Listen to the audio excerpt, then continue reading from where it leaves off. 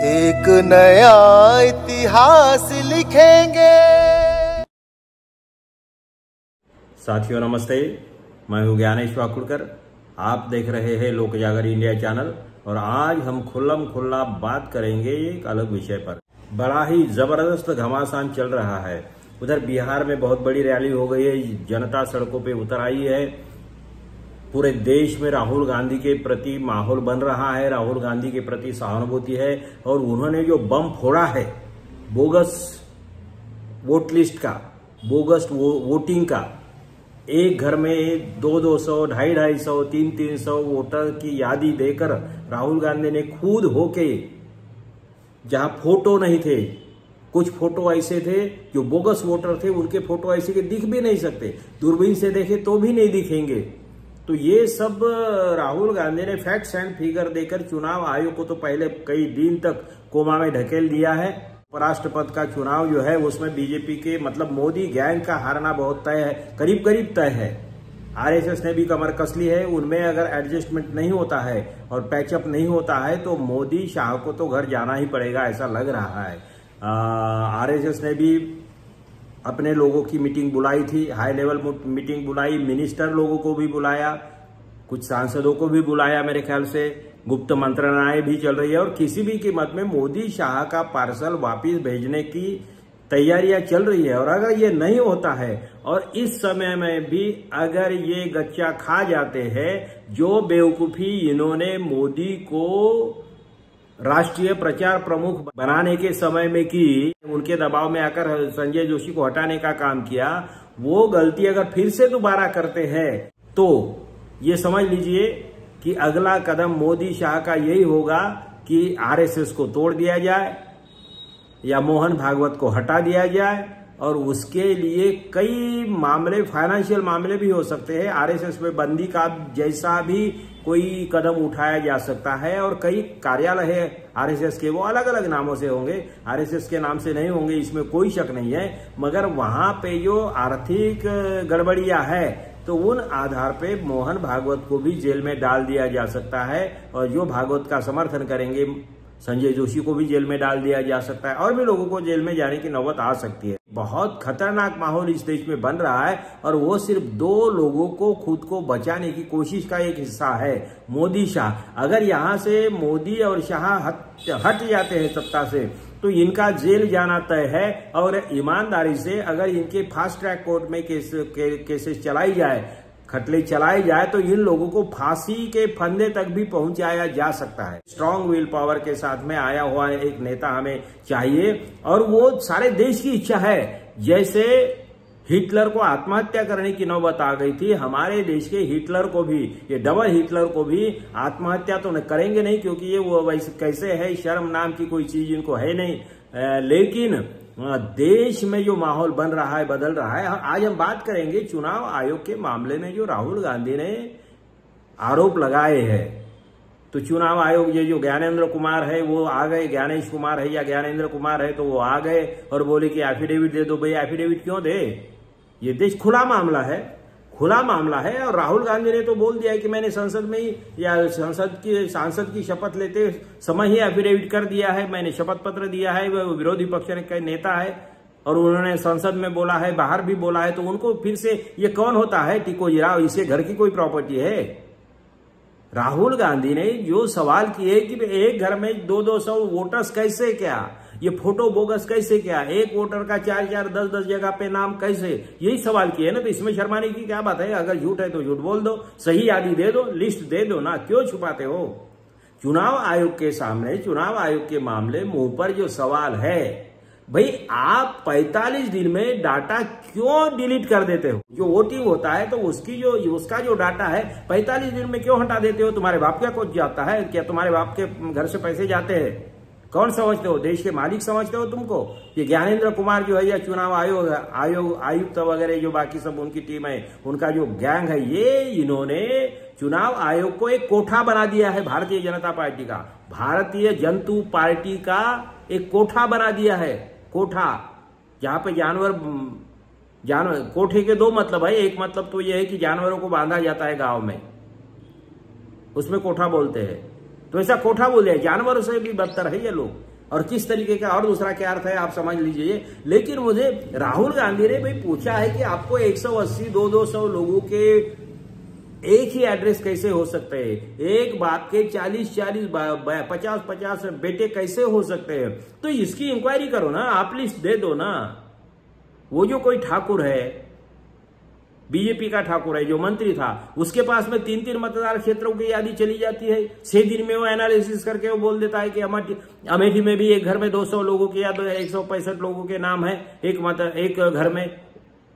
भाई उसके पास में कैसी यादी जाती है? तुम दलाल हो, तुम मिले हो, तुमने कोठा बना दिया है चुनाव आयोग को, और राहुल गांधी को बोल रहे हो। भाई राहुल गांधी ने सीसीटीवी फुटेज मांगा है, राहुल गांधी ने नहीं मांगा है।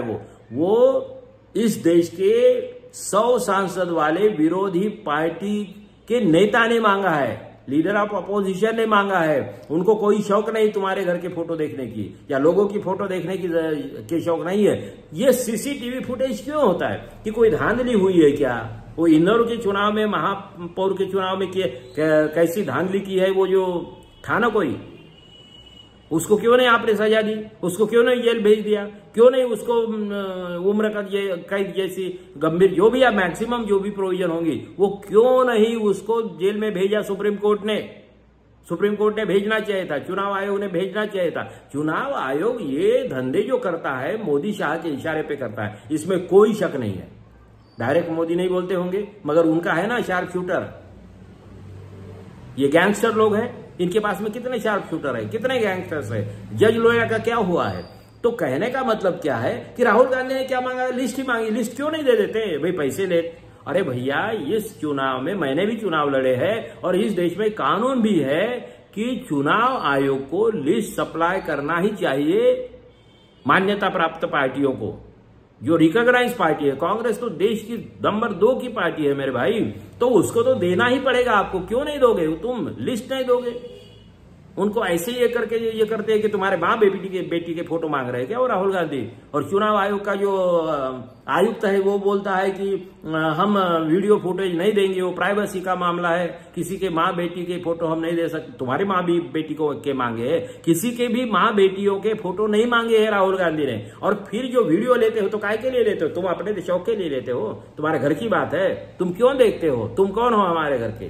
क्यों लेते हो फोटो? लेते हो तो दिखाने की, जब ऐसी सीरियस मैटर है, हर एक के तो फोटो दिखाने की बात नहीं कर रहे। जिस मतदार क्षेत्र में कोई डाउट है तो वो फिर फुटेज दिखाने में आपको क्यों गुरेज है? आप क्यों शर्माते हो? आपको इतनी झिझक क्यों है? इतनी चोरी छुपे आप क्यों छुपाते हो? ये डाटा आप क्यों छुपाते हो? सबसे बड़ा सवाल तो ये है कि आप वोटिंग का डाटा 45 दिन में डिलीट क्यों कर देते हो? क्या जल्दबाजी है? तुम्हारे घर की प्रॉपर्टी क्या उसमें जा रही है क्या? तुमको किसी को पैसे देना पड़ता है या तुम्हारे बाप का है चुनाव आयोग का जो डाटा? क्यों डिलीट कर देते हो? क्यों नहीं वीवीपैट को क्यों आप गिनती नहीं करते हो? कैसे कानून है? लोग अगर मिलना चाहते हैं, 300 सांसद आपको मिलने के लिए आना चाहते हैं तो आप उनको समय नहीं देते और इधर बोलते हो कि पहले कंप्लेंट करो। आम आदमी की या सामान्य मतदाता ने कितनी कंप्लेंट्स की है, नहीं सुनी जाती है, कोई उसकी दखल नहीं ली जाती है, कोई जवाब नहीं दिया जाता है, सांसदों को जवाब नहीं दिया जाता है, विरोधी पार्टी के नेता को जवाब नहीं दिया जाता है। शर्म आनी चाहिए झूठ बोलते समय।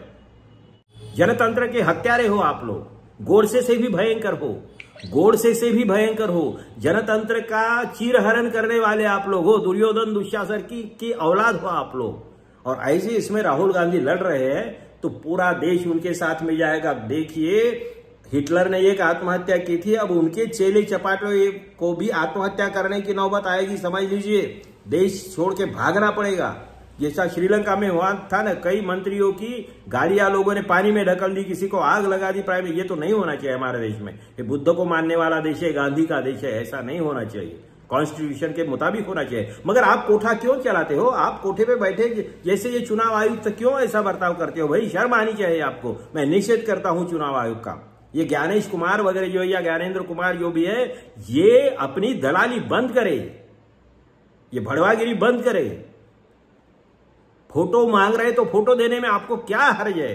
और आप सवाल पूछते हो राहुल गांधी को कि मैं किसी की बहू बेटियों के फोटो दिखाने मांग रहे हो, वो नहीं दे सकता हूँ। वो मतदान करने के लिए गई है हमारी बहू बेटियां, कोई नाजायज धंधा करने के लिए नहीं गई है। क्यों, क्या बोल रहे हो आप? आपको तमीज भी है? आपके कहने का मतलब क्या होता है, समझ रहे हो आप? वोटिंग करने के लिए जाने वाले लोग क्या छुपाने के लिए जाते हैं? छुप कर जाते हैं, चोरी करके जाते हैं? वोटिंग करने का अधिकार है, अपना गर्व के सीना गर्व से ऊंचा उठाकर जाते हैं। जनतंत्र को मजबूत करने के लिए जाते हैं, और जनतंत्र को मजबूत करने के लिए वोटिंग करने के लिए जाने वाले लोग जो है, किसी सैनिक है वो जनतंत्र के सैनिक ही है, जनतंत्र के पहरेदार है, जनतंत्र के रक्षक है। तो उसमें उस समय में फोटो दिखाने में क्या शर्म आती है? तुम्हें क्यों शर्म आती है? हमें नहीं आती है। हमारे बहू बेटियों को शर्म नहीं आएगी, हमारी माँ बेटियों को शर्म नहीं आएगी, क्योंकि वो ऊंचा काम कर रहे। तुम जैसे कोठा नहीं चलाते हैं वो ज्ञानेंद्र कुमार को समझाना चाहिए, बीजेपी को समझाना चाहिए, मोदी शाह को समझाना चाहिए, वो जो कोई ठाकुर है या बाकी जो भी जितने भी बीजेपी के चट्टे बट्टे हैं, उन लोगों को समझाना चाहिए कि तुम कोठा चलाते होंगे, तुम जनतंत्र का मर्डर कर रहे होंगे, तुम जनतंत्र का सत्यानाश कर रहे हैं, इसमें कोई शक नहीं। तुम गोडसे के औलाद हो सकते हो। हमारी बहू बेटियां जनतंत्र के लिए लड़ रही है, हमारी बहू बेटियां जनतंत्र के लिए वोटिंग करने जाती है, कोई गलत धंधे करने के लिए नहीं जाती है। वो जो फुटेज है आपके पास में, तो वो कौन सा है? छुपाने का क्या मतलब है? क्या समझ रहे हो तुम? राहुल गांधी ने मांगा है तो पर्सनल रिकॉर्ड के लिए नहीं मांगा है, तो मैं इसका निषेध कर रहा हूं। पूरे देश में ये ज्ञानेंद्र कुमार जैसे या जिसने भी बोला है वैसे विकृत लोगों का निषेध होना चाहिए। जनतंत्र के हत्यारे है। फिर बाकी लोगों के फोटो छपवाते हो, किस लिए छपवाते हो? दिखाते हो तो बाकी लोगों के फोटो छपवाए है ना। जहां चोरी हुई वहां के फोटो नहीं दिखा सकते हो तुम। बाकी लोगों की फोटो क्यों छपवाए? फिर हमारे फोटो को क्यों छपवाए? हमारे बहू बेटियों के फोटो है नहीं क्या मतदार यादी में? फिर आप पे केस किया जाए, आपको जेल में डाल दिया जाए। आप क्यों दिखाते हो फोटो? और ये जो बोगस वोटिंग वाले हैं, वो फोटो दिखाने में शर्म आपको क्यों आती है? सभी के लिए एक ही न्याय होना चाहिए, और आपके घर का कानून नहीं है। मतदार यादियां आप क्यों छुपाते हो? ये सवाल सब लोगों ने पूछना चाहिए। राहुल गांधी ने पदयात्रा शुरू कर दी है। बिहार में जबरदस्त जन सैलाब उनके साथ में है।